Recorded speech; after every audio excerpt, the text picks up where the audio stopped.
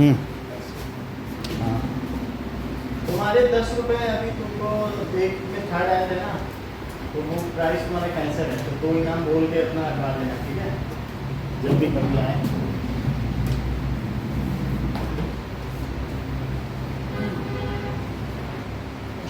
Life processes. Sir monthly test हाँ 28 से monthly test sir 28 से क्या क्या सिलेबस आ रहा है? पता नहीं, कुछ नहीं बताया, बस बोला जितना करा दिया है उतना आएगा। मैथ्स में फर्स्ट सेकंड है और थर्ड भी आ सकता थर्ड आ है। सकता है, चल रहा है। थर्ड में वो आ सकते हो ग्राफ वाले 3.1 एक्सरसाइज सिर्फ का। 3.1 आएगी ना? 3.1 हम करा देंगे, बाकी फिर हम साइंस पे ही आ जाएंगे। सर साइंस में तो हाँ? लाइफ प्रोसेस भी आएगा और ये भी आएगा। 2 आएंगे ना, फर्स्ट एंड सेकंड, तो हम वो करा देंगे आपका। 2-4 सवाल कल हम जो फर्स्ट चैप्टर ये थर्ड 3.1 का वो करा देंगे कल, फिर हम फिर साइंस ही साइंस हाँ, का 3.2 सर वो 3.2 एक बार फाइनल कर देंगे ना कि आ रहा है कि नहीं, कौन कौन सा आ रहा है। पता कल तक तो पता चल जाएगा ना।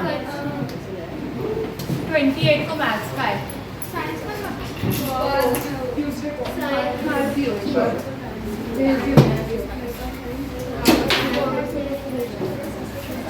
Okay, now life processes. बैठ जाओ।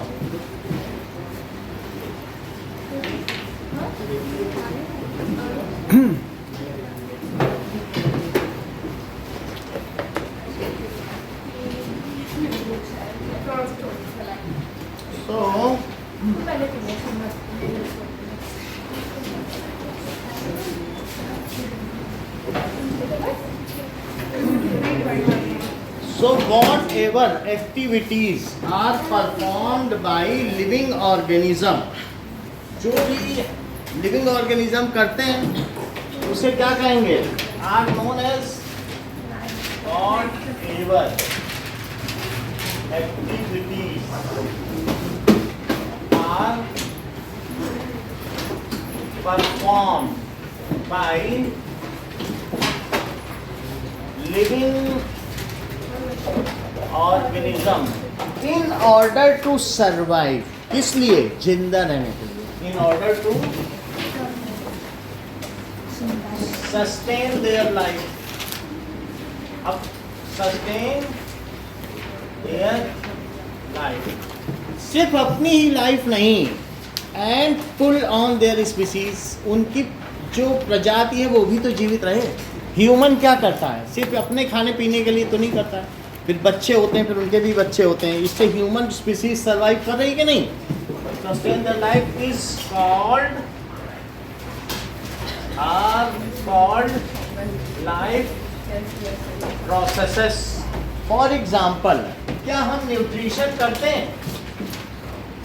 न्यूट्रिशन एक लाइफ प्रोसेस है। तो इसके अलावा हम रेस्पिरेशन भी करते हैं क्या? अर्पिता, रेस्पिरेशन हम क्यों करते हैं? सर ताकि रेस्पिरेशन जब हम अंदर लेते हैं कार्बन, अंदर लेने या ना लेने की नहीं, हम सेल की बात कर रहे हैं। सेल में रेस्पिरेशन हो रही है, तो ब्रीदिंग की बात कर रहे हैं। ताकि ग्लूकोज ब्रेक डाउन हो सके और एनर्जी रिलीज हो सके, जिससे हम बाकी life process. Every life process needs energy. All life process. So respiration provides energy to all of them. Within cell also many of the activities are going on. 70% of our body activities are going on within cell. तो इसलिए जो हम सिर्फ चलने फिरने और खाना ढूंढने में अपनी 30% ऊर्जा क्या ही व्यय करते हैं, and 70% of the energy released due to respiration is consumed for whatever cellular activities are going on within our body. हमारी बॉडी में जितनी भी सेलुलर एक्टिविटीज़ हैं उनमें चली जाए। तुम खाना खा के सोच में भूख लग जाएगी, कहाँ गई energy? It is only for cellular activity, जैसा कि दिव्यांगी ने दरवाजा बंद नहीं किया। तो एक्सक्रीशन, हमारी बॉडी में से वेस्ट सब्सटेंस उनको हटाने में भी whatever waste are created और generated within our body, so that is also excreted. Reproduction, क्या लाइफ प्रोसेस में रिप्रोडक्शन भी आएगा? क्योंकि हम स्पीसीज को कैसे पुल ऑन करते हैं? रिप्रोडक्शन। सर हमारी मैम कह रही थी कि जरूरी नहीं है रिप्रोडक्शन लाइफ प्रोसेस में। So these are the reproduction, these are coming under life processes, otherwise species कोई चल ना पाती अगर हम कर पाए तो. However, few or all are included in it. However, in case of जैसे कि डंकी है और हॉर्स है, सो अब इनसे क्या होगा, इन दोनों के मेटिंग से जो बच्चा पैदा होगा वो म्यूल होगा, दैट इज खच्चर. और जो खच्चर पैदा होगा वो बोझा ढोने के काम में आएगा एंड इट इज नॉन वीएबल, वो फिर बच्चे नहीं पैदा कर पाएगा. हाँ, मतलब अगर डंकी और हॉर्स की मेटिंग होती है तो उससे जो बच्चा पैदा होगा वो म्यूल होगा, खच्चर, और वो फिर बच्चे नहीं पैदा कर पाएगा. लेकिन कुछ ऐसा भी हो सकता है, वीएबल चाइल्ड्स भी हो सकते हैं. हम लोग क्या करते हैं, ऐसे बच्चे पैदा करते हैं जिनसे कि बच्चे पैदा होते हैं, इसको कहते हैं वीएबिलिटी. अगर मान लो पेड़ ऐसे बीज पैदा करे कि उनसे फिर पेड़ ही ना पैदा हो, तो उन सीड्स को क्या कहेंगे, क्या नॉन वीएबल सीड्स, तो उसको क्या कहते हैं, वीएबल. क्या कहते हैं, वीएबल. ऐसे ऐसे हम लोगों में कहा भी जाता है कि वीएबल है, तो वीएबल मेल एंड फीमेल जो बच्चे पैदा कर सकें. और मान लो नॉन वीएबल लैंड का मतलब है जो जमीन उपजाऊ ना हो. समझ में आई कि नहीं. इसी तरीके से इनफर्टाइल भी कह सकते हैं या फर्टाइल. बात समझ में आ रही. ग्रोथ, क्या ग्रोथ भी किसी एक लाइफ प्रोसेस है जो हर ऑर्गेनिज्म में होता है. डाइजेशन आएगा लाइफ प्रोसेस. लाइफ प्रोसेस में न्यूट्रिशन के अंदर में 5 प्रक्रियाएं, उनमें डाइजेशन है. एसिमिलेशन, डाइजेशन, इंजेशन, वो सब है. ठीक है कि नहीं. एब्जॉर्प्शन, वो सब हम उसमें देखेंगे इंडिविजुअली. अच्छा, एक चीज़ है ग्रोथ. क्या प्लांट जब बढ़ते हैं तो क्या वे हमेशा ग्रो करते हैं, ये सौम्या से सवाल है. वो सौम्या ही बता सकते हैं, तो बता देंगे यस. जैसा कि सौम्या ने कहा yes, they do not grow when germination takes place. Germination के दौरान उनमें वजन घटता है, और बाकी समय जब उनकी लीव्स आ जाएंगी फिर बढ़ेगा जब फोटोसिंथेसिस, तो तब भी वो एक एक्सेप्शन है. अदरवाइज क्या है बताइए, ग्रोथ है. और इसके अलावा that is reaction to stimuli, that is control and coordination. वो बात अलग है कि जब हम कोमा में चले जाएं, यानी पैरालिटिक अटैक हो जाए, तो हम स्टिमुली है, आज तो कुछ रख दो, बर्फ रख दो, तो कुछ भी नहीं होता है. However we all respond to stimuli, जो हमारे सराउंडिंग है, क्या उसमें हम या तो उसके फेवर में जाना चाहते हैं या फिर उससे हटना भी तो चाहते हैं कि नहीं हटना चाहते हैं. तो ये नेक्स्ट क्या है, क्या ग्रोथ हो सकती है, और बोलो क्या हो सकता है. सर सर्कुलेशन आएगा. Control and coordination. जैसा कि अर्पिता ने हम लोगों को बताया कि ट्रांसपोर्टेशन को भी सर इंक्लूड कीजिए. लेकिन ट्रांसपोर्टेशन ऐसा हम इसलिए नहीं इंक्लूड करना चाहते हैं क्योंकि अमीबा के केस में ट्रांसपोर्टेशन की कोई ज़रूरत नहीं है. अब एक सेल ने क्या खाया, वो सेल ही के अंदर कितनी दूर चला जाए, छोटा सा तो सेल, तो कोई ट्रांसपोर्टेशन की खास ज़रूरत है, वो तो छोटा सा है. लेकिन हम लोगों में तो ट्रांसपोर्टेशन होता है खाने पीने का, तो ट्रांसपोर्टेशन भी है. ठीक है. These are the various life processes, and we will start it with nutrition. So,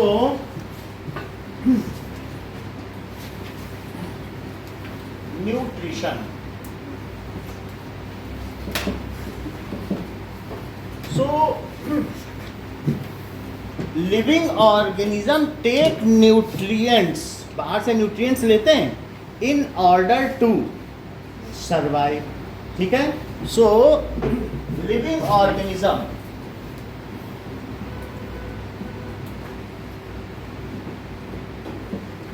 take nutrient to derive energy.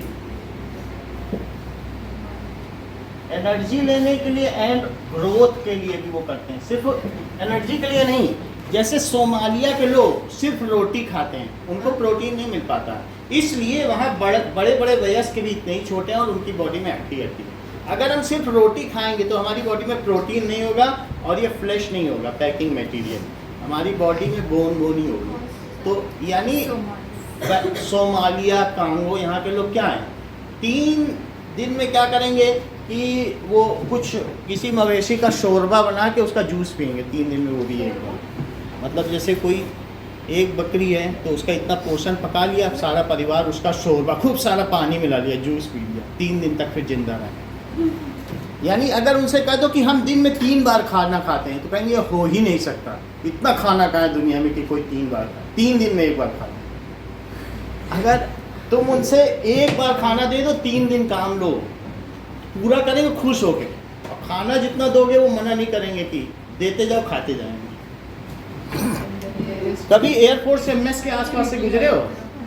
तो मेस में लोग क्या करते हैं, अपनी थाली बाहर के डस्टबिन में डाल देते हैं, उसमें महीनों इकट्ठा रहता है। सोमालिया में हमारा यूएन है, मतलब यूनाइटेड नेशंस है ना, तो वो वहाँ पे काम करता है लोगों के लिए, तो वहाँ एयरफोर्स के हमारे बंदे भी जाते हैं, बहुत सारे एयरफोर्स के लोग सोमालिया और कांगो रिटर्न हैं।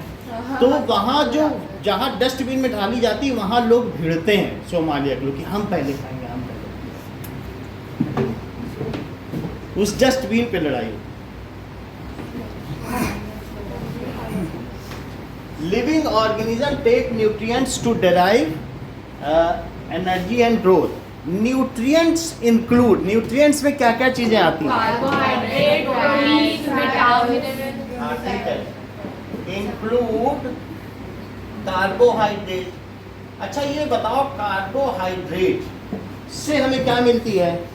That is source of energy. Carbohydrate क्या है बोलो? Source of energy. Source of energy, ये हो गया। एंड प्रोटीन, प्रोटीन किसके लिए? आप में को ये पता 9th में पढ़ा है? एकलव्य मुझे बताओ, ये जो सेल है, तो ये चीज किसकी होती है? सेल की जो सेल मेम्ब्रेन होती है, प्लाज्मा, प्रोटीन है। तो प्रोटीन और प्लस लिपिड, लिपिड कोई दूसरा नाम क्या है? फैट। लिपिड का ही नाम है फैट। तो इसलिए, और सेल की जितने भी माइटोकॉन्ड्रिया क्या उन पे भी प्रोटीन की लेयर होती है, या एंडोप्लाज्मिक रेटिकुलम पे भी इन सब पे प्रोटीन होता है कि नहीं? सभी का। तो इसलिए प्रोटीन किस लिए चाहिए? अगर नई नई सेल बनाओगे तो ग्रोथ होगा, तो protein is needed for growth. ठीक है, तो ज्यादा ओल्ड एज हो जाए तब उनको ज्यादा प्रोटीन नहीं चाहिए होता, क्योंकि उनमें ग्रोथ नहीं है। अननेसेसरी जब हम प्रोटीन लेते हैं तो प्रोटीन फिर यूरिया में बदलेगा और यूरिन में बदलेगा, किडनी को मेहनत ज़्यादा करनी पड़ती है। तो ओल्ड एज वालों को ज़्यादा दाल मत देना, नहीं तो बेकार में उनकी किडनी फेल होगी। किडनी सोचती इतना दाल पी रहा, तोड़ो उसको बैठ, क्योंकि ग्रोथ तो कर नहीं सकती। सारी दाल तोड़ी जाती है, फिर यूरिन के थ्रू यूरिया बना के निकाली जाती है। तो इस तरीके से प्रोटीन, इसके बारे में हम आगे देखेंगे। तो प्रोटीन ग्रोथ के लिए हो गई। अब जरा देखें, नेक्स्ट इज कार्बोहाइड्रेट के बारे में देख रहे हैं, प्रोटीन। और तीसरी चीज क्या है? ठीक है, तो इसके अलावा फैट हो सकता है, फैट को ही तो लिपिड कहते हैं। और चौथी चीज क्या है? विटामिन्स, ए, बी में B1, B2, B12, ये सारे हम लोग के B, C, D, E और K, एंड मिनरल्स भी बहुत सारे होते हैं। मिनरल्स का मतलब क्या है? जैसे sodium ion, potassium ion, ions होते हैं कि नहीं? ये हमारी बॉडी को चाहिए होते हैं। कॉपर आयन, और इसी तरीके के बहुत थोड़े थोड़े जिंक, मिर्च में जिंक होता है, जिंक आयन, ये सब। सो ये सब न्यूट्रिएंट्स हैं। ठीक है, we take food, food contains these nutrients. अच्छा, फैट किस लिए चाहिए बताइए? थर्मल इंसुलेशन, यानी हमारी बॉडी में जो इस स्किन के नीचे है एडिपोज टिश्यू है, तो अगर मान लो यहाँ पर बहुत स्किन के ऊपर 0 डिग्री भी है तो अंदर आराम से जो टेम्परेचर है वो कितना होगा? 36 डिग्री सेल्सियस होगा, या 98.6 डिग्री फ़ारेनहाइट, तो उतना होगा। तो ये थर्मल इंसुलेशन, जैसा कि अर्पिता ने बताया, थर्मल इंसुलेशन। फिर अभिषेक, हमको विटामिन एंड मिनरल्स क्यों चाहिए? हाँ, सो that is for generating immune system. ये इम्यून सिस्टम के लिए विटामिन से नेटवर्क किस, ये मिनरल क्या है? इम्यून सिस्टम के लिए। इतनी बात समझ में आ गई? अच्छा, न्यूट्रिशन क्या होता है? So food contains protein, carbohydrate, vitamins, minerals and fats. These are known as nutrients. Define nutrients. Food containing carbohydrates, fat, minerals, vitamins and protein are called nutrients. Nutrients. इनको क्या कहते हैं? Nutrients. तो ये definition कितनी किसकी हो गई? Nutrients की. So when we intake a balanced diet, then it is called nutrition. जब हम एक बैलेंस फूड लेते हैं या बैलेंस डाइट जिसमें सब कुछ हो, तो उसे क्या कहेंगे? If we so when nutrients are taken in by organism and utilised, और क्या किया जाए बताओ? Utilized it for energy and growth, तो उसे क्या कहेंगे? Then it is called nutrition. इसको पोषण कहेंगे. क्या कहेंगे? पोषण. और न्यूट्रिएंट्स को कहते हैं पोषक तत्व. Then it is called nutrition. Arpita, nutrition को डिफाइन करो. When nutrient is taken in by organisms in a balanced amount for growth and energy, then it is called nutrition. Nutrition includes 5 steps. Nutrition में क्या steps होंगे? So nutrition includes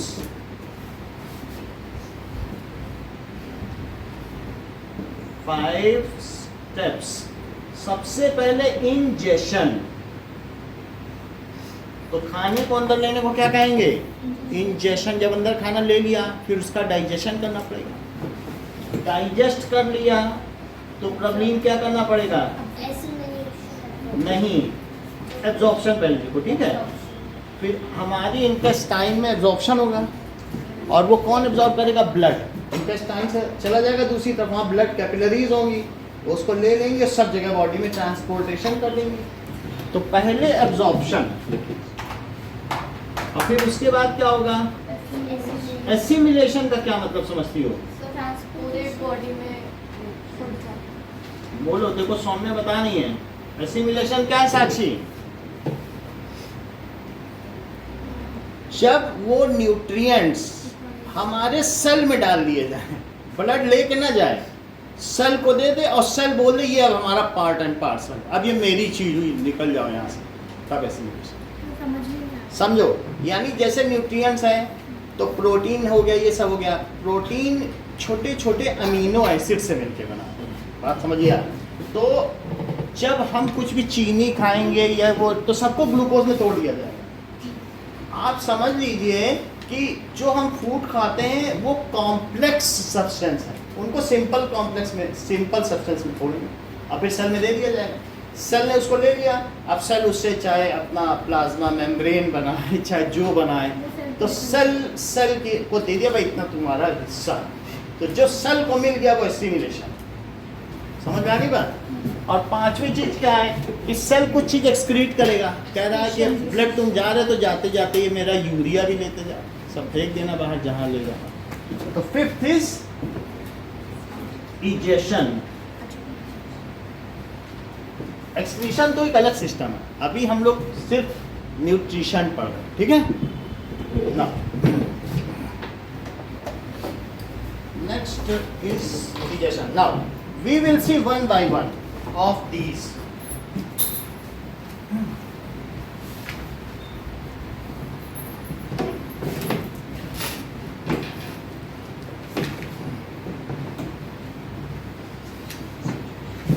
देखो, सबसे पहली चीज है कार्बोहाइड्रेट.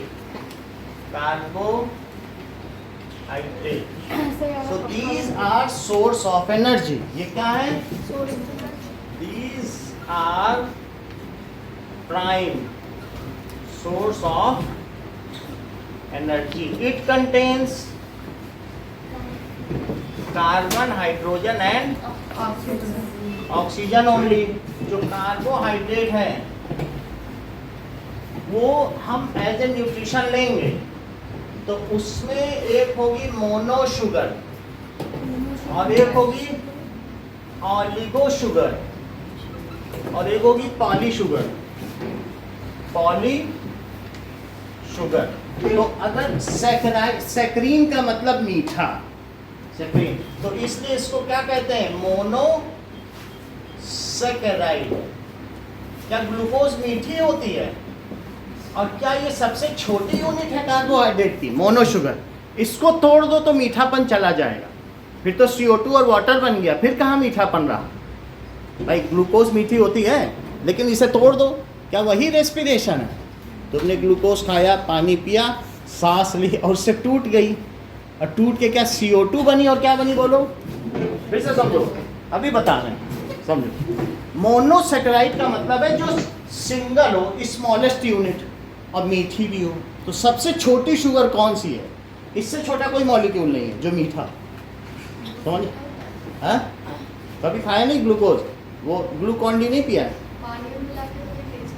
ठीक, वैसे चाट के बहुत मीठा, ऐसे मीठा तो लगता ही है, खा लेना। आता है, लगता है, पानी में मीठापन रहता है। ग्लूकॉन डी कुछ नहीं है। जो अंगूर है ना, अंगूर के जूस को सुखा लो, वो ग्लूकॉन डी है। और कौन सा है? क्या अंगूर नहीं मीठा? Grape juice. चलो अब ये देखो, मोनोसैकेराइड समझ में आया? सैकरीन का मतलब मीठापन और मोनो का मतलब सिंगल शुगर। सैकरीन का मतलब क्या होता है? स्वीट, और ये मोनो। और वैसे कुछ लोग कहते हैं कि ग्लूको का भी तो मतलब मीठा होता है, तो इसलिए चूंकि ये मीठा इसलिए इसका नाम पड़ गया ग्लूकोज। मीठा है ना, तभी क्या पड़ गया? ग्लूकोज। अच्छा, ऑलिगो शुगर, इसमें क्या होगा?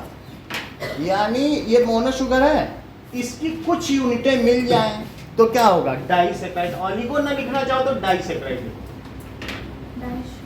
डाई शुगर समझो जरा, C6H12 की 2 यूनिट मिल जाए और एक और, तो बोलो क्या बने? C12H22O11 C12H22O11 और फिर साथ में क्या निकल जाए? H2O। तो ये है डाइसैकेराइड, ये है केन शुगर, गन्ने की चीनी, केन शुगर। और उसको क्या कहते हैं? सुक्रोज। अब पॉली शुगर जैसे C6, ये भी मीठी होती है, सुक्रोज भी तो मीठी होती है ना, तो ये सुक्रोज है या डाइसैकेराइड। दूसरा नाम क्या है? डाइसैकेराइड। सैकेराइड बोलो या शुगर बोलो, एक ही बात है। अच्छा, बहुत सारे मिल जाए, O6 1000 मिल जाए तो बोलो क्या बने? घास बन जाए, पेपर बन जाए, कपड़ा बन जाए, सेलुलोज, क्या लकड़ी बन जाए। क्या इस वर्ल्ड को सेलुलॉइड वर्ल्ड कहते हैं? क्योंकि सब सेलुलोज का ही बना। भाई हमारे कपड़े बने, पेपर बने, लकड़ी बनी, और क्या कहते हैं? सब चीज़ तो किसकी बनी है? सेलुलोज। तो इसलिए तो घास का कोई टेस्ट होता है? मुंह में थोड़ा पत्ती कभी तो खाई होगी, कुछ टेस्ट नहीं, तो मीठा बन नहीं, तो कागज खा के देख लो, जिसका थोड़ा सा टेस्ट। अरे कागज में तो हमने ये डाला ना, केमिकल्स वगैरह, तो घास का होता है। देखो C6H10O5, हर एक में से एक वाटर मॉलिक्यूल निकले। N का क्या मतलब है? N का मतलब 1000 है, उससे ज्यादा। तो ये बोलो, एक में से एक वाटर मॉलिक्यूल निकला तो N में से कितने निकले होंगे? क्या N की कुछ वैल्यू ले लो, 1000 ले लो, हम तो N लिख रहे हैं, एक जनरल फार्मूला है। तो कितने वाटर निकल गए? उसमें 2 से 1 निकला था और इसमें हर एक से 1 निकला। तो जब भी किसी को भोजन को क्या करना पड़ता है? कंजर्व करना पड़ता है। जैसे प्लांट है, वो कह रहा है कि मैं इसको इकट्ठा रखना चाहता हूँ, तो उसने गेहूं के तौर पे इकट्ठा किया, तो क्या सारा पानी उड़ा दिया? और जो बना वो स्टार्च है, तो क्या गेहूं सॉलिड है? एक होता है कि वो ग्रेप में रखे, तो ग्रेप ज्यादा दिन रहेगा कि गेहूं ज्यादा दिन रहेगा? गेहूं तो इसलिए प्लांट अपना 90% फूड स्टार्च के तौर पर या तो लीफ में एकत्रित कर लेता है। लीफ में भी स्टार्च है, जो माड़ होती है ना गाढ़ी गाढ़ी, तो स्टार्च रखिए, हम दिखा देंगे। चावल प्योर स्टार्च है 99%, व्हीट पूरा स्टार्च है, समझ में आ गई। कॉर्न उसको स्टार्च ही बोलते हैं, भुट्टा होता है ना खाने वाला। तो इस तरीके से, और इसके अलावा इसका नाम क्या है अंशिका, पॉलिश ये बता दीजिए कि सेल्यूलोज, और इसे पॉलीशुगर भी कहेंगे, जहां एन क्या है ग्रेटर देन 1000। प्लांट इसे किस तौर पर अपने अंदर इकट्ठा करते हैं, बोलो। सही कह रही हो। और हम लोग ग्लाइकोजन, हर चीज जानती हो। ग्लाइकोजन कहाँ इकट्ठा होता है, लीवर में। लीवर के 42 काम है, वो जो ब्राउन कलर का लीवर दिख रहा है, तो हम ह्यूमन लीवर, वो देखो एक चित्र दिख रहा है, दैट इज, ये एम्बॉस्ड फिगर देखो, ये एम्बॉसिंग उभरा हुआ, ये देखो आइए लीवर। तो उसके 42 वर्क हैं। अगर लीवर जिसका बेकार, उसके चेहरे पे कोई काम की नहीं, रौनक। सो अब जरा देखो, सेलुलोज है प्लांट में, ये किस फॉर्म में कलेक्टेड है, स्टार्च। लीफ में इकट्ठा करेगा, जो पैडी लीव्स होती है उसमें खूब सारा स्टार्च होगा, मोटी मोटी पत्तियां होती, क्राइसेंथीमम की या किसी चीज में आप देखो। और एक होता है कि ब्रायोफिलम की भी मोटी पत्ती होती है, या तो स्टार्च हो गया, और हम लोगों में किस में होगा, ग्लाइकोजन।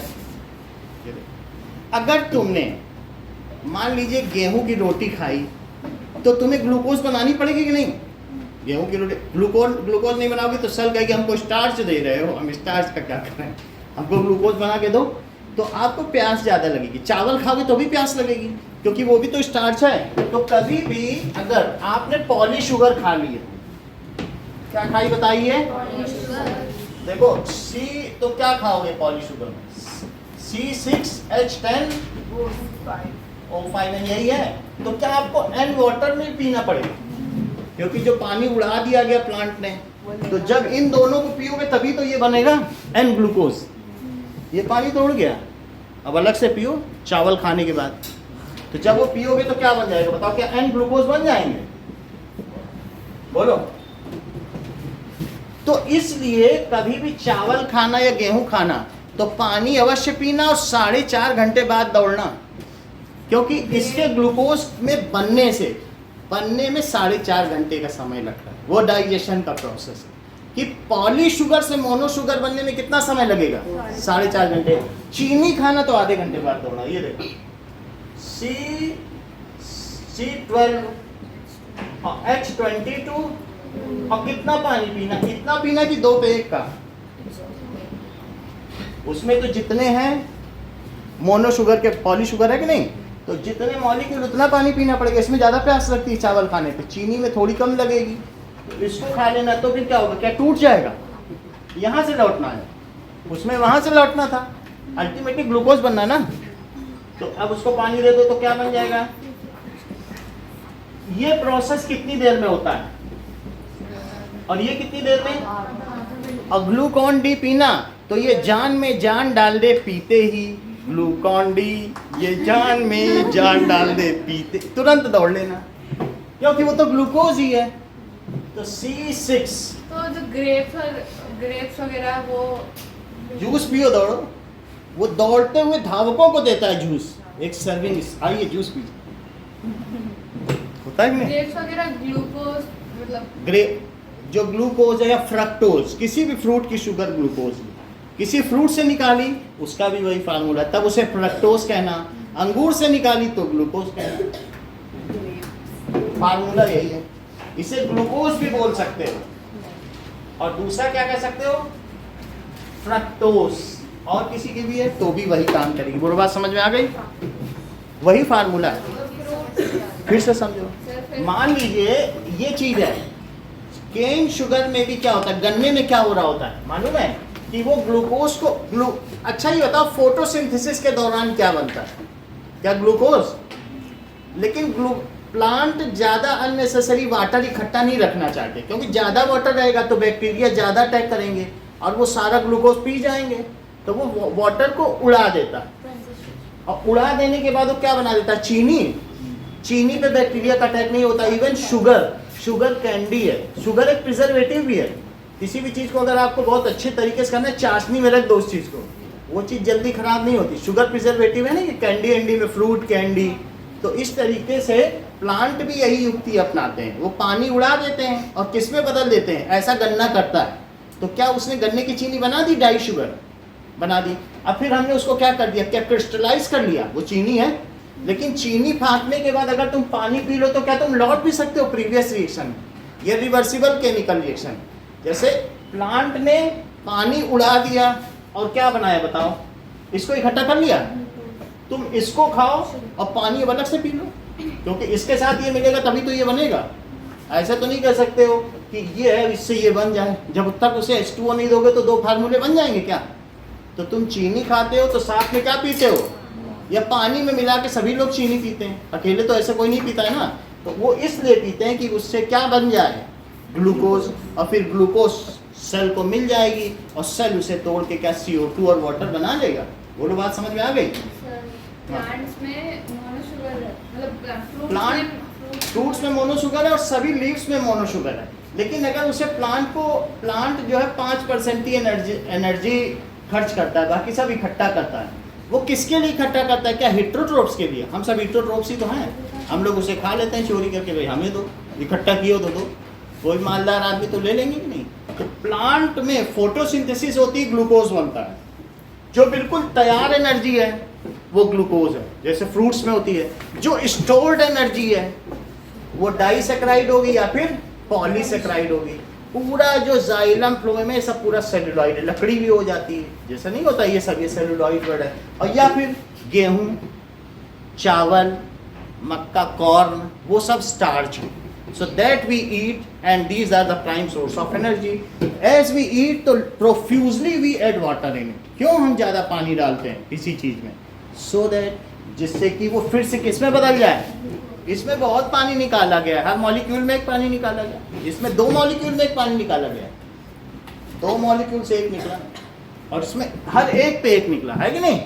तो इसलिए कुछ भी हो आपको ये ध्यान देना है कि अगर आपने पॉली शुगर खाया है तो वो डाइजेस्ट होते होते हमारे अंदर स्टमक से भी आगे जाके इंटेस्टाइन में डाइजेस्ट होगा, और डाई शुगर खाया है मुंह में जाते ही यहाँ इसोफेगस तक हो जाएगा। बात समझ में आ रही है कि नहीं? तो हमें ये देखना है हम खा क्या रहे हैं, तो वैसा प्रोसेस होगा। ये कॉम्प्लेक्स फूड का टूटना है, और ये चीज़ है। चलो आपको ये पता चल गया कि कार्बोहाइड्रेट क्या है, प्राइम सोर्स ऑफ एनर्जी। ये क्या है? अब हम देखेंगे प्रोटीन। कुछ ज़्यादा नहीं समझना है, नहीं भी समझना है इतना सोचो, कार्बोहाइड्रेट 3 तरीके के होते हैं, इतना तो पता चल गया ना, इससे ज़्यादा नहीं, बहुत ज़्यादा अंदर तक नहीं जाना है, नोट करते जाइए बस पता चल जाएगा। दूसरा है ये कार्बोहाइड्रेट हो गया, और सेकंड क्या है,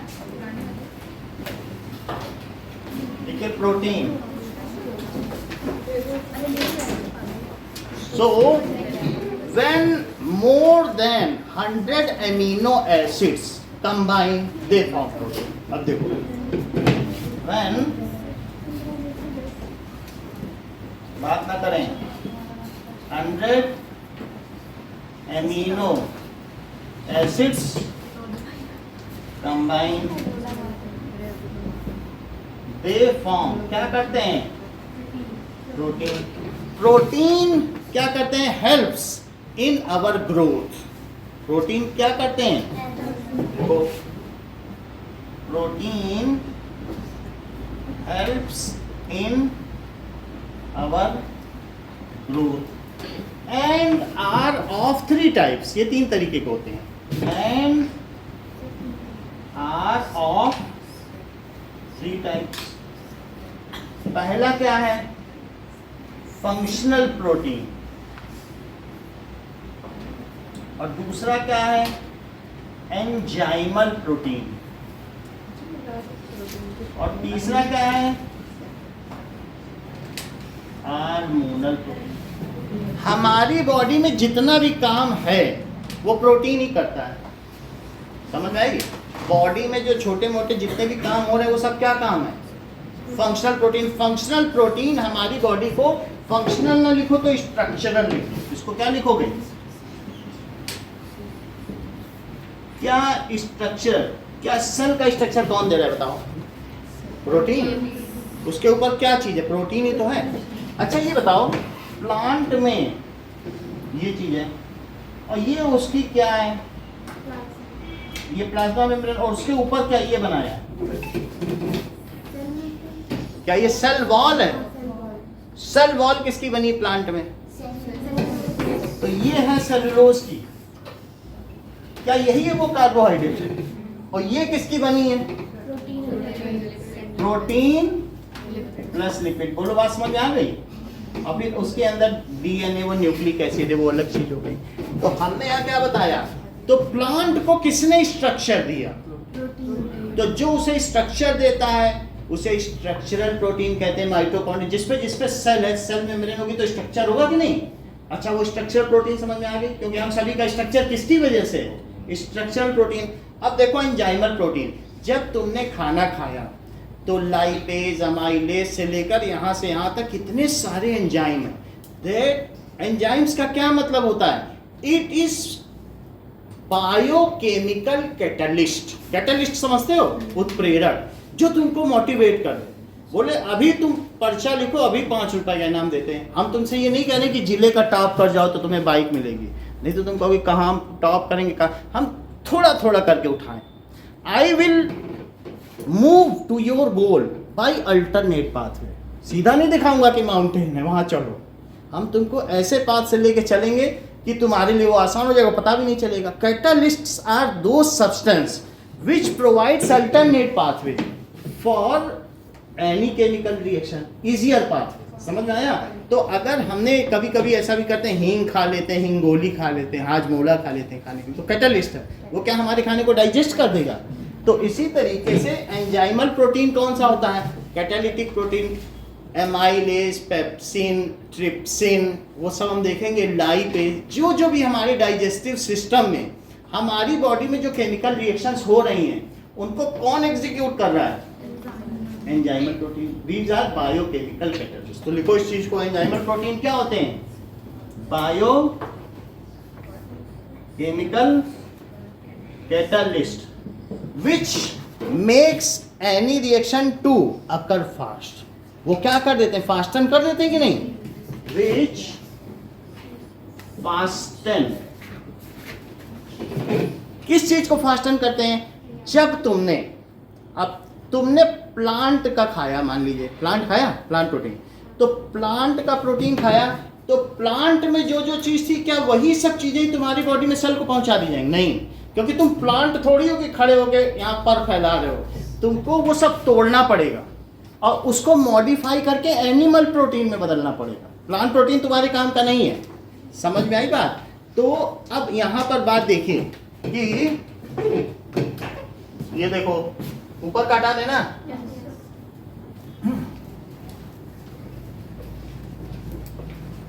तो अभी अभी हमने आपको क्या बताया कि प्रोटीन किससे बना होता है सौम्या? प्रोटीन, हाँ, किससे मिलके बना है? Amino acid. अच्छा ठीक है, आपने बताया कि अमीनो एसिड से बना है। चलो, इस चीज को जानते हो? COOH, तो ये फैटी एसिड है। और अमोनिया का फार्मूला जानते हो? तो ये हो गया अमोनिया से अमीनो, और ये क्या बना? एसिड। ये एक amino acid, this is amino acid. इसका क्या नाम है? अमोनिया लिखा है कि नहीं? और इधर H+ है, तो इसलिए इसका क्या नाम पड़ा? Amino acid. तुमको मालूम है इंग्लिश अल्फाबेट में 26 वर्ड्स होते हैं, ऐसे हमारे पूरे यूनिवर्स में 20 तरीके के अमीनो एसिड्स हैं। उनमें सब जगह ये चीज बदलती चली जाएगी, कहीं OH होगा, कहीं और कुछ भी हो सकता है, Cl होगा, ऐसे 20 चीजें होंगी। तो टोटल कितने अमीनो एसिड्स हैं? 20 अमीनो एसिड्स हैं। बोलो बात समझ में आ गई? अब देखो तो फिर समझो, यानी ये समझो एक अमीनो एसिड है और फिर से एक अमीनो एसिड लो, OH, और ये क्या है? COOH है। इसमें से एक H निकल जाए और इसमें से क्या निकल जाए? OH। तो इनके बीच बॉन्ड बन जाएगा। फिर से समझिए, ये COOH है ना, तो भाई इसमें से निकलेगा तो बॉन्ड बन जाएगा, क्योंकि C पे O का कितना बॉन्ड है बताओ? क्या ये डबल बॉन्ड है? और फिर एक O लगा है और एक H। देख लो, C के 4 बॉन्ड पूरे हो गए, O के 2 पूरे हुए, H का 1 पूरा हुआ। अगर मान लो वाटर निकल जाए तो क्या होगा बोलो? वाटर अगर निकल गया तो C पे जो डबल बॉन्ड है और यहाँ N आ जाएगा, और ये क्या आ जाएगा? H, और CH3 और ये COOH, और ये क्या आ गया? C पर ये जो COOH है ना, COOH इस स्ट्रक्चर के साथ है। आपको कल हमने बताया था कि ये एसिटिक एसिड है कि नहीं, बोलो। और C के कितने बॉन्ड होते हैं, कितनी वैलेंसी होती है बोलो कार्बन की? क्या 4 होती है? और O की कितनी होती है? देखो C पे 4 है, इस C पे कितने हैं? 4 हैं, O पे 2 है, इस O के लिए 2 है। तो ये एसिटिक एसिड का स्ट्रक्चरल फार्मूला है, वही यहाँ पे हमने बनाया कि नहीं?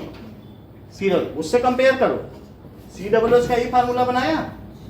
अब बोलो अगर इनमें से वाटर निकल जाए तो ये 2 अमीनो एसिड से जो वाटर निकला तो इसको कहते हैं डाइपेप्टाइड, क्योंकि अभी तुम डाइजेस्टिव सिस्टम पढ़ने जा रहे हो तो वहां डाइपेप्टाइड और पेप्टोन वर्ड आएगा, तो रटने की जरूरत नहीं है। जब 2 अमीनो एसिड मिले तो उसको क्या कहेंगे? डाइपेप्टाइड।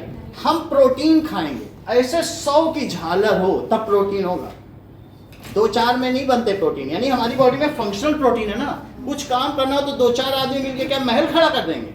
100 होने चाहिए कम से कम। और जो हमारे यहाँ अच्छे खासे प्रोटीन उनमें तो हजारों अमीनो एसिड होंगे, तब जाके एक अच्छा माला बनेगी। 2-4 की तो माला कोई नहीं पहनता। तो if there are hundreds of amino acid get combined, किस बॉन्ड से बोलो? वाटर निकला तो ये जो बॉन्ड बना, इस बॉन्ड का क्या नाम है? Peptide bond. क्या नाम है बोलो?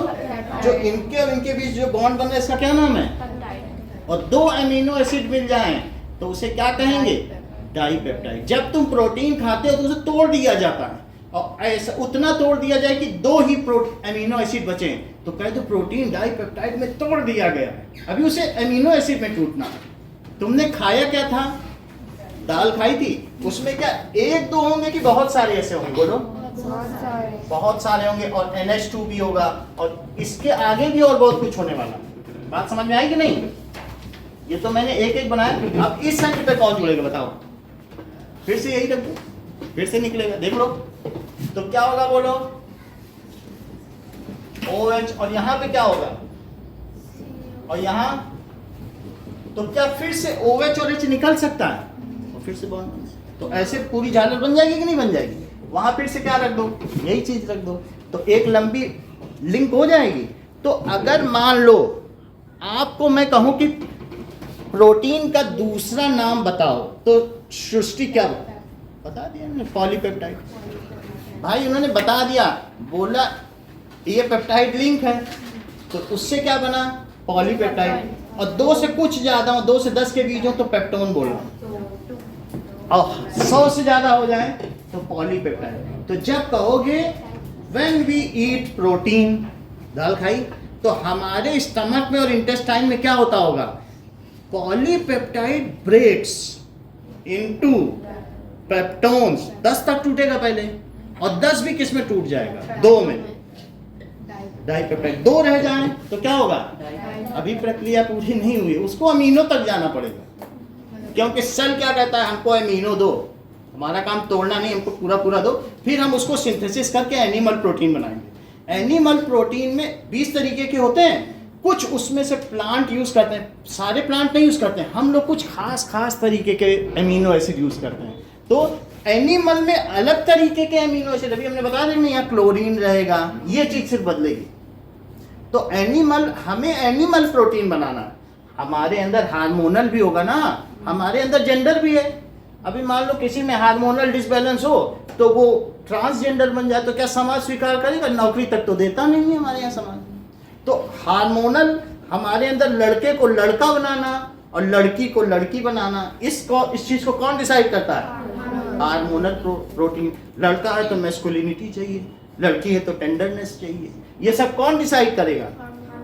हार्मोनल प्रोटीन हमारे अंदर जो बॉडी में फंक्शंस हो रहे हैं सिर्फ डाइजेस्टिव सिस्टम में नहीं हो रहे हैं, लीवर भी बहुत काम कर रहा है, तो वो बोलो कौन करेगा? एंजाइमल प्रोटीन। यानी हमारे बॉडी में एंजाइम्स भी हैं, बायोकैटालिस्ट। और स्ट्रक्चर कौन देता है? हम कैसे पहचान लेते हैं कि दिव्यांगी है ध्रुवांशी? स्ट्रक्चर है ना तुम्हारा, चेहरा तो है कुछ कि बदलता रहता है, फ्लूइड तो है नहीं, तो इस तरीके से हमें स्ट्रक्चर कौन देता है? Structural protein, enzyme. वैसे आपकी जानकारी के लिए हमारी बॉडी में 200 तरीके के प्रोटीन हैं, उन सब में से कुछ इस ग्रुप में आएंगे, कुछ इस ग्रुप में, लेकिन अभी से हम क्यों पढ़ें? वो तो 11th में पढ़ेंगे। भाई हम क्यों पढ़ें वो चीज़? बात सही है। इन्होंने कहा सर हम क्यों जाने, हमको तो सिर्फ आप प्रोटीन बता दीजिए। बोलो समझ में आ गई? तो अब हम क्या देख लेंगे कि प्रोटीन के बारे में सब समझ लिया। हार्मोनल प्रोटीन क्या करता है? It gives us directional growth. ये नहीं करता है कि एक हाथ छोटा कर दे एक लंबा। डायरेक्शनल ग्रोथ, फिंगर जैसी होनी चाहिए वैसी होंगी, है कि नहीं? एक तरफ मुंह जरा सा बड़ा हो जाए तो चेहरा ही भद्दा लगने लगे। Symmetry makes the thing beautiful. चीजें सिमिट्री को, अगर मान लो ये पर्दा थोड़ा उधर हो जाए और ये इधर रहे तो सिमिट्री नहीं होगी, ये फिर अच्छा नहीं लगेगा। तो जिस चीज में सिमिट्री हो चारों तरफ, तभी तो बैलेंस बना रहता है कि नहीं? तो इसलिए हार्मोनल क्या करता है? It gives us directional growth. ये हमें कैसी ग्रोथ देता है? And also determines gender.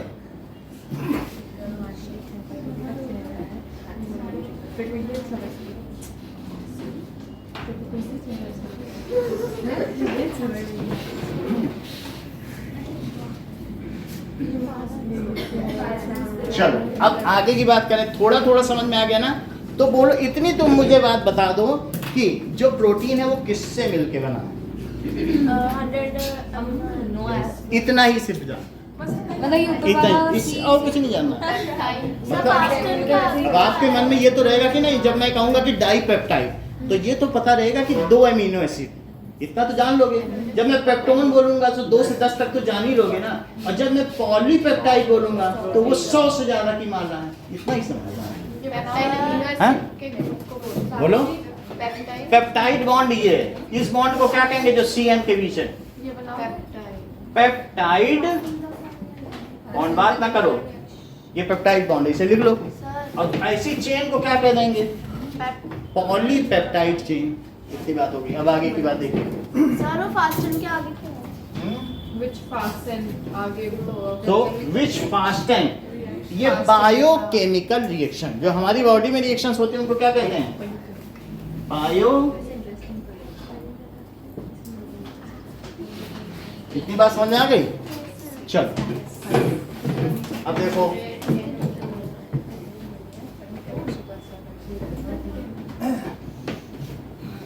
Now लिखो डाइपेप्टाइड क्या होता है? That is link of 2 amino acid. किसके किसके बीच? Link of 2 amino acid. और बोलो पेप्टोन्स क्या होता है? हाँ, लिंक ऑफ 2 यानी समझो 3 अमीनो एसिड। अब पॉलीपेप्टाइड्स क्या होते हैं? दैट इज, इसी को प्रोटीन भी कहते हैं। लिंक ऑफ 100 और मोर एमिनो एसिड्स। बोलो बात समझ में आ गई? अब देखो,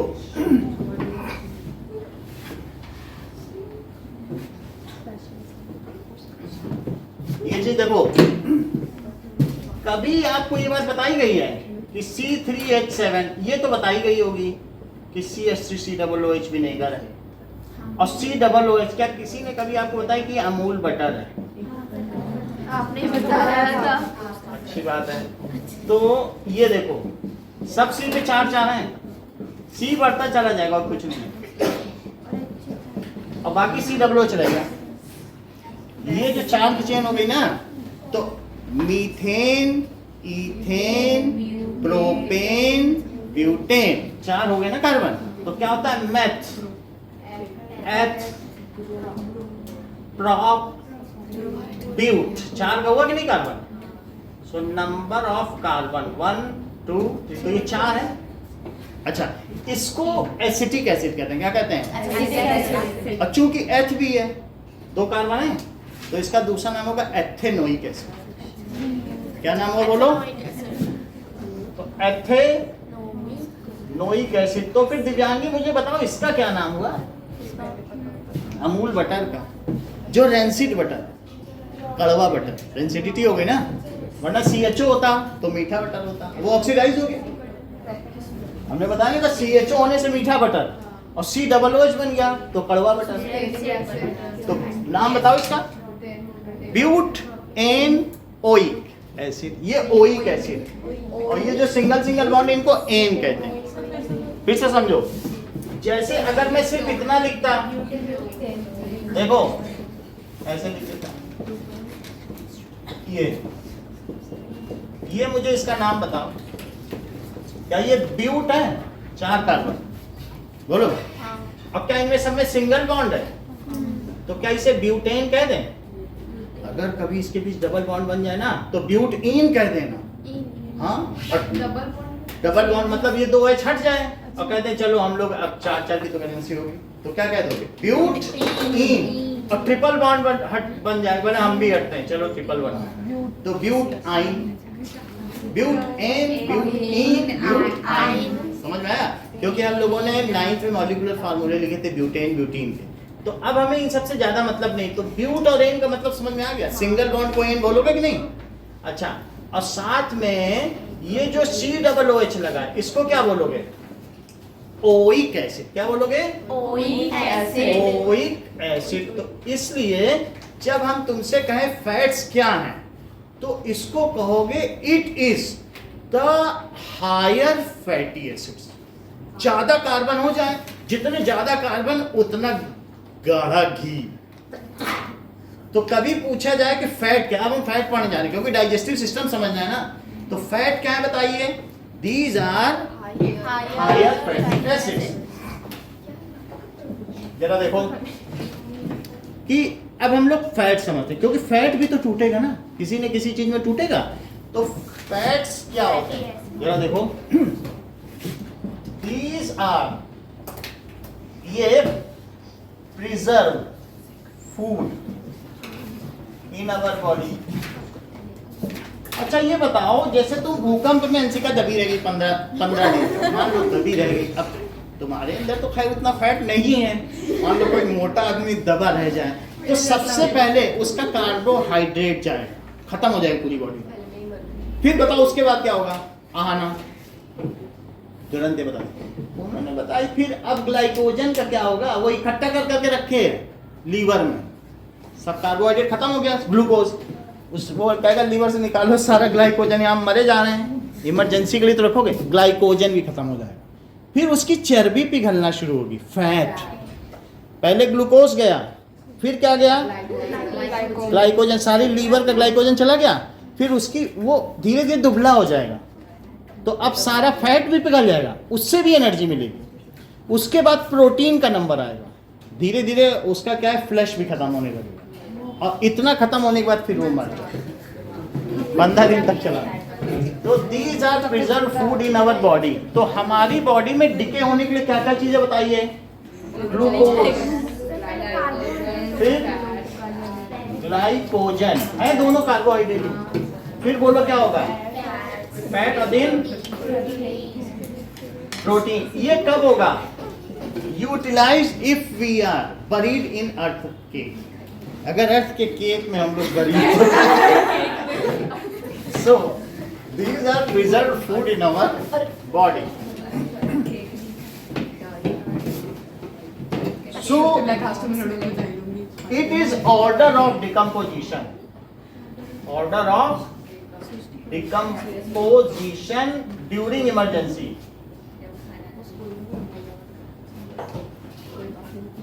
इतनी बात समझ में आ गई कि आपातकाल में इनके अपघटन का क्या क्रम विन्यास है, वो यहाँ से देखो। प्लांट में अब फैट तो होता नहीं ज्यादा है, वैसे मूंगफली और इन सब में ऑयल है, लेकिन हम अपने में बात कर रहे हैं, ठीक है। So these are the preserve food. अब जरा देखो कि जो फैट्स हैं वास्तव में इस तरीके से है, बता रहा हूं।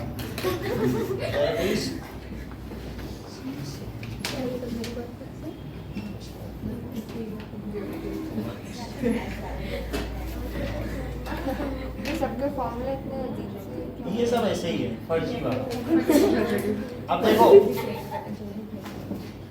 फर्जी वाला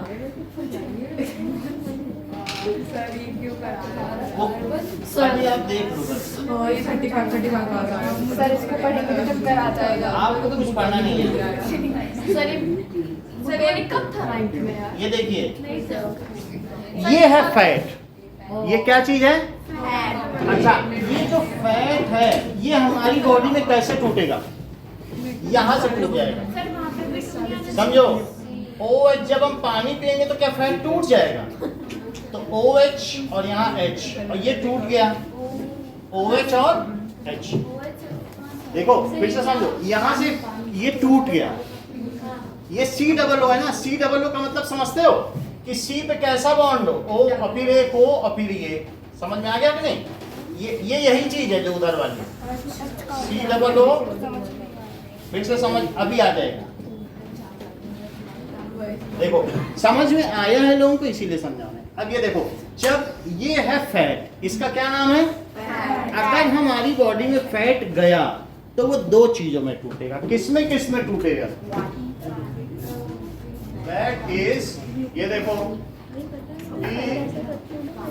ग्लिसरॉल। ग्लिसरॉल, ये ग्लिसरॉल। ग्लिसरॉल का मतलब समझते हो, जैसे कभी छाले होते हैं तो मुंह में लगाते हैं, या फिर कभी कॉस्मेटिक्स के लिए इस्तेमाल करते हैं, ग्लिसरीन। अब ये देखो, CH2OH, CHOH, और ये क्या है? ये क्या चीज बनी बताओ? ये कोई जान सकता है? ये फैटी एसिड है। C17 क्या है बोलो? H35 और COOH, यही बना कि नहीं? से ऐसा इसलिए बता रहा हूँ क्योंकि कार्बन एंड कंपाउंड्स में यही स्टीरिक एसिड आएगा, वहां फिर तुम्हें सोप एंड इट्स फंक्शन समझना है, तो क्यों ना अभी समझ लिया जाए। तो अगर तुम्हें कुछ भी नहीं समझना है, तुमने यहां देखा, बोलो C3H5 तो देख लिया ना, C3H5, तो यहां क्या बन गया बताओ? C3H5 बना, COOH, और ऐसे कितने बने बताओ?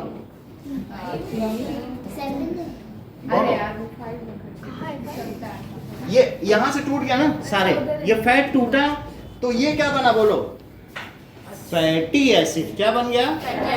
भाई ये अमूल बटर एक फैटी एसिड नहीं है, जिसमें फैट हो और साथ में एसिडिटी भी हो, खाने में कड़वाहट लगे, तो फैटी एसिड हुआ कि नहीं? रेंसिड बटर को क्या कहते हैं? Fatty acid. तो फैटी एसिड हो गया। तो बोलो जब फैट टूटेगा तो किसमें टूटेगा? Fatty acid. और किसमें टूटेगा? ग्लिसरॉल। ये ऑल है, ये ग्रुप का क्या रहता है? एल्कोहल। जिसमें OH हो उसे ऑल कहते हैं, एल्कोहल। जैसे C2H5OH, इथेनॉल, एल्कोहल होता है कि नहीं? तो इसी तरीके से ये बोलो फैट किसमें टूटेगा? Fatty acids. ये सब हमारी बॉडी में इंटेस्टाइन में। So fats are preserved food. Fats क्या होते हैं? Preserve food, and they break into fatty acid. इसे क्या कहेंगे? 3 मॉलिक्यूल बने, तो किसमें टूटा बोलो?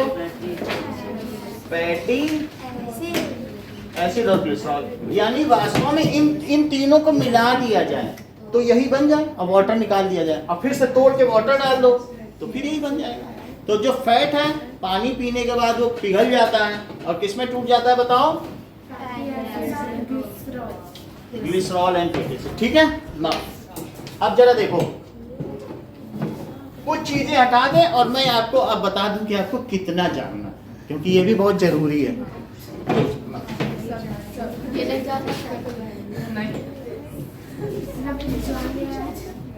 जानना नहीं है बहुत कुछ, थोड़ी थोड़ी चीजें समझो। चलो,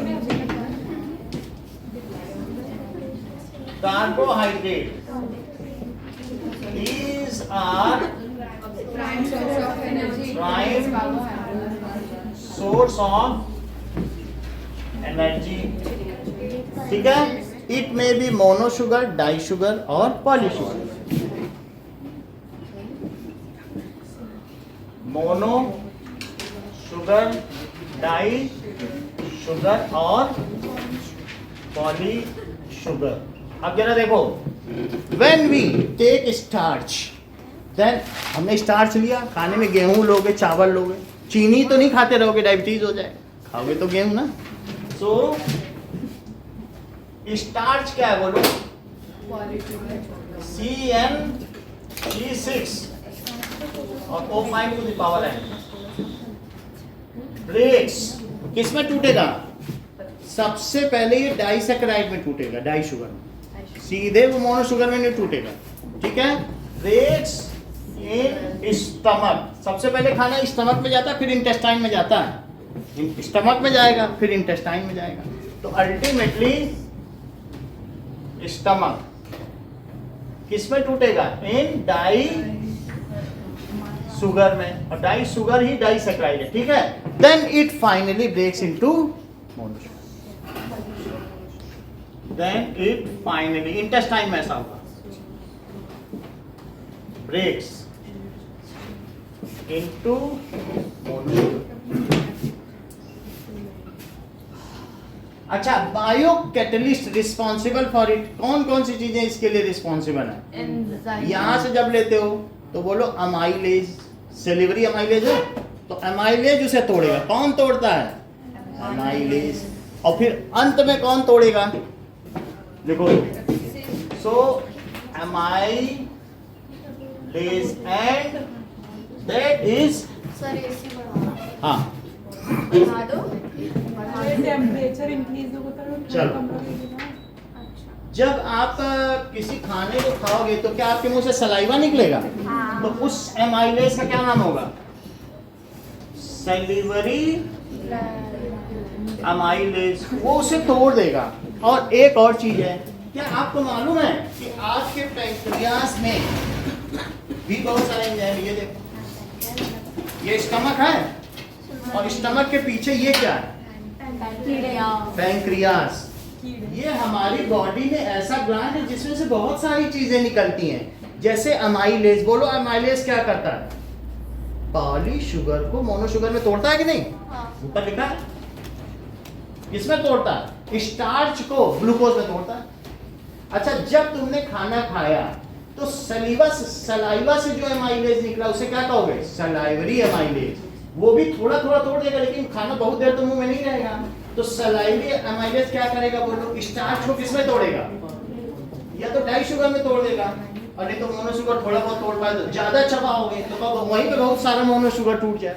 स्टमक को थोड़ा आराम दे दोगे, 32 बार चबाओगे तो 32 दांत कहा जाता है, 32 बार चबाओगे। कार्बोहाइड्रेट वापस सुनो, कार्बोहाइड्रेट क्या है? कार्बोहाइड्रेट मोनो शुगर भी हो सकता है, या ग्लूकोज हो सकता है, सुक्रोज हो सकता है, या सेलुलोज हो सकता है। इतना समझ में आया? सेलुलोज भी हो सकता है, स्टार्च भी हो सकता है, और ग्लाइकोजन भी हो सकता है। उन सब का फार्मूला क्या है? सही है। खाना खाया आपने, गेहूं खा लिया, तो बोलो माउथ में से कौन सा निकला? सलाइवा। सलाइवा में क्या चीज थी? कौन सा बायो कैटलिस्ट था? Salivary amylase. क्या था बोलो? और स्टमक के पीछे भी एक ग्लैंड है, तो उसमें कौन सा अमाइलेज था? ये बता दिए, पैंक्रियाटिक अमाइलेज। वहां पर भी वही चीज है। अब पैंक्रियास से निकला तो क्या बोल रहे हो? ये इसी को अग्नाशय कहते हैं, यही भोजन को पचाता है। पैंक्रियास बोल दो, या इसमें जो चीज जो एंजाइम से इतने स्ट्रांग है उसे अग्नाशय कहते हैं।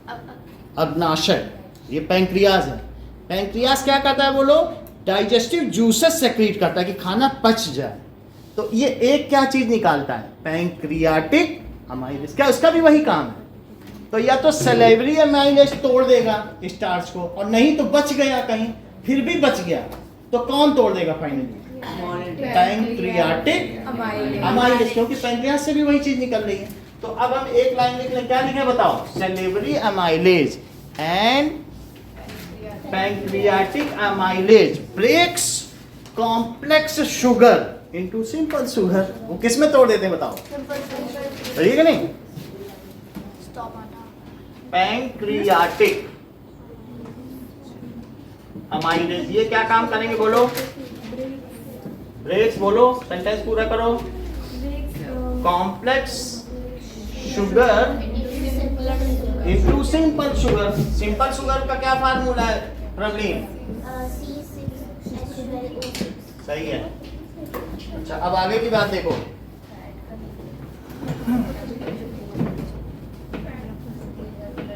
अब लिखो प्रोटीन। इससे ज्यादा कुछ नहीं जानना है आपको, बस इतनी बात जाननी है, बस इससे अलावा कुछ भी मतलब। बोलो समझ आ गई बात वो नहीं? नीचे जो फैट शीट में सारे फॉर्मूले लिखे थे वो वो आपको रिफर करना हो एडिशनली कि वास्तव में अमीनो एसिड होता क्या, तो वहां चले जाना। और नहीं तो हमने बता दिया कि अंधेरे में ना रहो, अमीनो एसिड पता रहेगा तो थोड़ा हो सकता है सरल हो जाती, बेसिक गलती नहीं करोगे। अब देखो प्रोटीन क्या है? It is responsible for growth of body, होता है कि नहीं? And it is responsible for growth of body. It is a link of more than 100 amino acids. So it is a long chain. ये क्या होता है? Of more than 100 amino acids. समझ आई बात? अब हमने मान लीजिए दाल खा ली, क्या दाल में प्रोटीन है? हाँ मैं प्रोटीन, मेरा घर है सोयाबीन। सोयाबीन समझ आता है कि नहीं? वो जब छोटे बच्चे कहते हैं मैं प्रोटीन मैं, और सोयाबीन बन के आ जाते हैं, मेरा घर है सोयाबीन, उनको इनाम मिल जाता है। तो now it is more than, so that is lentils या pulses are the prime source of energy. दालें ही तो प्राइम सोर्स हैं, तो लेंटिल्स या फिर क्या कह सकते हो आर, और सीरियल्स क्या होते हैं बोलो? Are prime source. अनाज, सीरियल्स का क्या मतलब होता है? अनाज सोर्स ऑफ, ये किसके सोर्स हैं? Carbohydrate and prime source of protein. अच्छा आप देखो, जब तुमने प्रोटीन खाया तो वो स्टमक तक सीधे प्रोटीन ही गया। अब इस स्टमक में, जब स्टमक में से ये हमने यहाँ से समझो कांच निकाल लिया स्टमक से, कुछ तो निकालना पड़ेगा ना, तो ये कांच निकल गया, स्टमक हो गया। इसके अंदर ये ग्लैंड्स हैं, इसके अंदर क्या है? इसमें से पेप्सिन निकलेगा। क्या निकलेगा भाई? पेप्टाइड बॉन्ड को तोड़ना है तो पेप्सिन का काम है ना, पेप्सिन। अब वो पेप्सिन क्या करेगा? तोड़ देगा पेप्टाइड बॉन्ड, प्रोटीन को तोड़ेगा, कहेगा अलग अलग मोतियां अलग अलग हो जाए। मोतियों से मिलकर तो प्रोटीन बना है, पॉलीपेप्टाइड हुआ तो पॉलीपेप्टाइड ही तो प्रोटीन है, तो उसको कौन तोड़ेगा? पेप्सिन। और पेप्सिन कहाँ है? लो भाई, ये तो एक स्टेप आगे जा रहे हैं, कह रहे हैं सर यहाँ से तो पेप्सिन निकलेगा प्रोटीन तोड़ने के लिए, यहाँ से ट्रिप्सिन निकाल दो। दोनों बता दिए, बोले यहाँ से पेप्सिन निकालो, यहाँ से ट्रिप्सिन, और दोनों पॉलीपेप्टाइड को अमीनो एसिड में तोड़ देगा। पूरी बात ही खत्म। जिसको आता होगा वो कोई थोड़ी ना कुछ करेगा। उन्होंने कहा स्टमक से पेप्सिन और पैंक्रियास से ट्रिप्सिन। समझ आ गई बात? देखो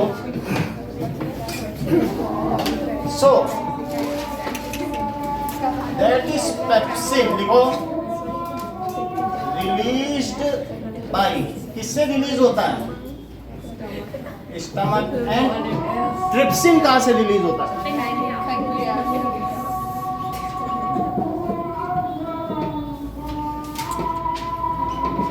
ये क्या करेंगे बोलो? पैंक्रियास, ई लिखो पैंक्रियास। चलो, ये break down protein into amino acid, ये क्या करते हैं? Break down protein. प्रोटीन को किसमें तोड़ देते हैं बोलो? प्रोटीन खुद किससे बना है? एमिनो एसिड से बना है कि नहीं? फिर से लिखते हैं, एमिनो एसिड का क्या फार्मूला होता है? COO। चलिए क्या है देख लो, अमोनिया और एसिड। ये इसमें तोड़ देगा। किसमें तोड़ेगा? ऐसी बहुत सारी चेन मिल जाए तो क्या बनता है? ऐसी ऐसी रिपीट कर दो तो बोलो इसको कौन काट रहा है? पेप्सिन और ट्रिप्सिन। समझ आ रही बात? सो अब ये देखो इनटू अमीनो एसिड्स। चलो अब तुमने बहुत आराम कर लिया, कार्बोहाइड्रेट के बारे में कुछ बताओ। These are prime source of energy.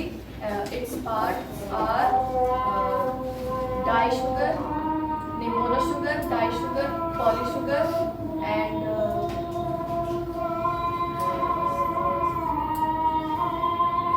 It breaks starch into निशान बताओ। These are prime source of energy. Its types are monosugar, disugar, and polysugar. The starch C6 H10O5 breaks down in stomach in disugar and finally breaks down into monosugar.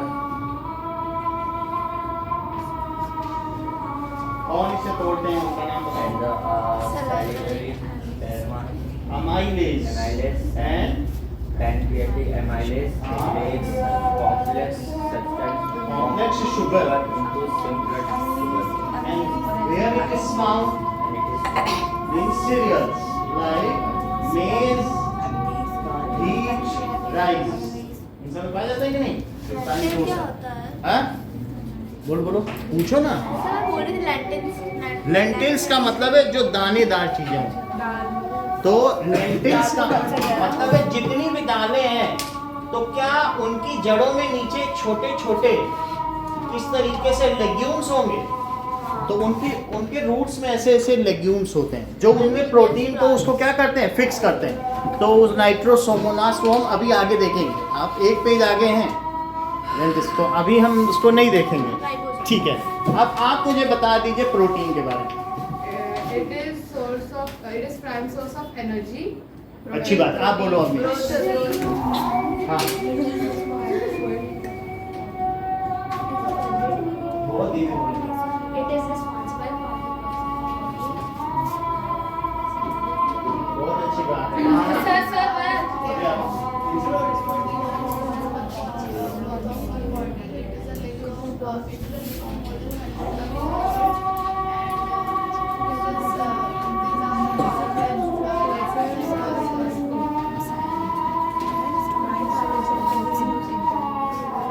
और कौन protein को digest करने में help करता है? Protein. fats and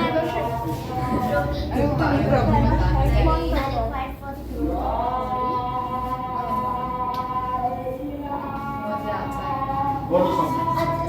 Protein are responsible for growth of body. These are made up of these are chain of more than 100 amino acids. Lentils and pulses are prime source of protein. Pepsin and trypsin released by stomach and pancreas respectively breaks protein into amino acids. और कहाँ पाए जाते हैं तो तुमने बोल ही दिया ना। चलो अगला लिखो। अब हम लिखेंगे फैट्स। ये तीन सब बोला करो तो एक बोल के कह देती कुछ नहीं। Fats these are reserved food. ये क्या होता है हमारे बॉडी में? These are reserved food. और साथ में पैकिंग के लिए भी काम आते हैं, यानी बॉडी में कहीं पर भी बहुत जगह फैट जमा है जिससे कि हमारे ऑर्गन हिल ना सके। समझ में आया? तो कभी मीट शॉप में चले जाओ तो फैट अलग कर देगा चाकू से, तो वो एक वाइट कलर का वो सब फैट है। तो रिजर्व फूड, ठीक है। सो अब हमारी बॉडी में जब फैट जाएगा तो इंटेस्टाइन में, ये पैंक्रियास की बात कर रहा हूँ, लाइपेज सेक्रीट होगा। क्या सेक्रीट होगा? लाइपेज। अगर यश तुम इतना ही जानते हो तो बताओ पैंक्रियास से अभी तक क्या तीन चीजें सेक्रीट हुई? अभी लाइपेज बोला है, अमाइलेज और जो सौम्या ने बताया ट्रिप्सिन, और अभी क्या बताया? लाइपेज। तीनों में एक आ गया। मतलब ये मुख्य है, तीनों को कर रहा है। यहाँ भी पैंक्रियास आया, कहीं पढ़ो, और यहाँ भी कहीं पैंक्रियास आया। अब यहाँ फिर से आ रहा है, यानी these are reserved food and gives us provides us thermal insulation। ये हमारी बॉडी को होम्योस्टेसिस देते हैं, यानी एक समान तापक्रम पे रखते हैं, जिसकी वजह से हम हॉट ब्लडेड एनिमल्स हैं। हॉट ब्लडेड का मतलब हमारी बॉडी का टेम्परेचर एक जैसा रहता है, चाहे बाहर कितना भी हो, लेकिन हमारी बॉडी का टेम्परेचर एक जैसा रहता है, इसलिए हमारी एफिशिएंसी अच्छी है। जबकि दूसरे छिपकली हिबरनेशन में चले जाते हैं कोल्ड ब्लडेड, जो अपनी बॉडी के टेम्परेचर को अफोर्ड नहीं कर सकते, तो वो कोल्ड ब्लडेड हैं। और हम लोग 12 महीने काम करते रहते हैं। जरा देखो, it provides us thermal insulation, it provides us thermal insulation. अच्छा, अब जरा देखो, ये हमारी बॉडी में जो इंटेस्टाइन है वहां तोड़े जाते हैं। So this is broken down in our body. तो हमारी बॉडी में ये इंटेस्टाइन, दिस इज इंटेस्टाइन में। तो पैंक्रियास कहाँ खुलता है?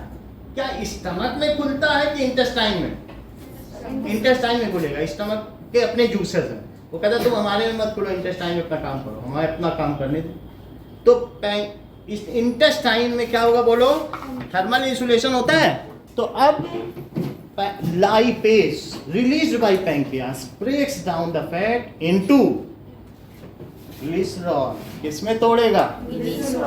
और साथ में फैटी एसिड, जैसे हमने बताया था C3H7COOH में तोड़ेगा। तो बोलो फैट्स आर ब्रोकन डाउन, किसमें तोड़े जाएंगे?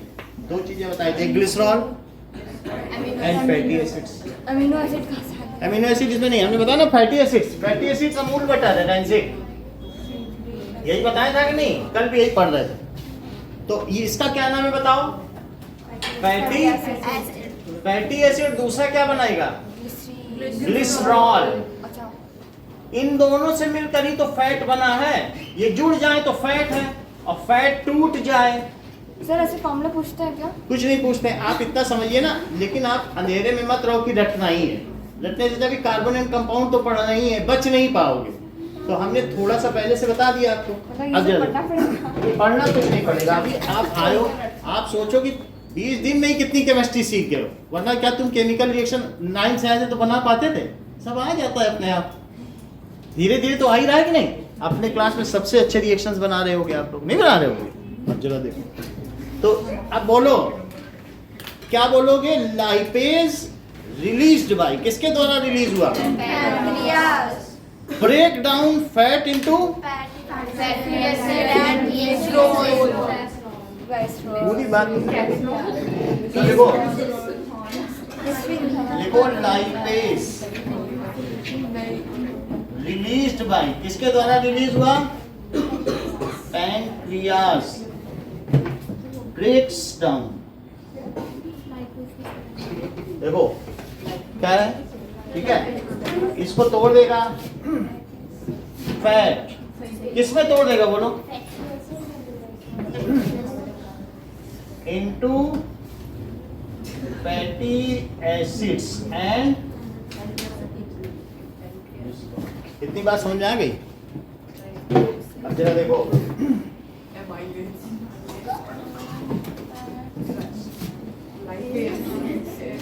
एक चीज और लिखना पड़ेगा। प्रोटीन्स आर आइदर स्ट्रक्चरल और एंजाइमल और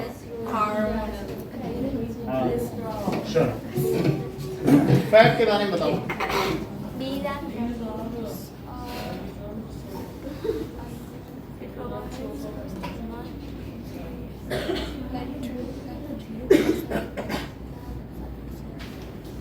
अभिषेक,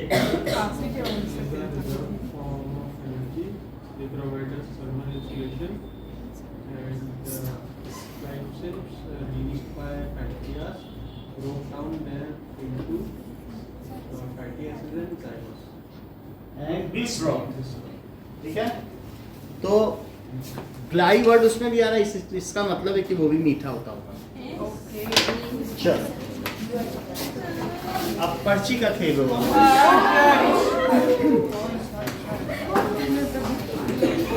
खेल नहीं पढ़ना है, इसको खेलने की ये खतरनाक खेल है। ये मौत का खेल है।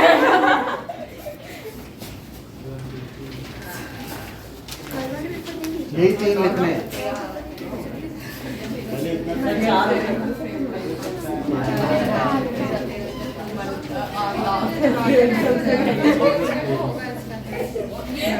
बस ये कार्बोहाइड्रेट, प्रोटीन और फैटी डिफाइन करना था। बस एक करना है। न्यूट्रिशन 3 ना। हाँ यही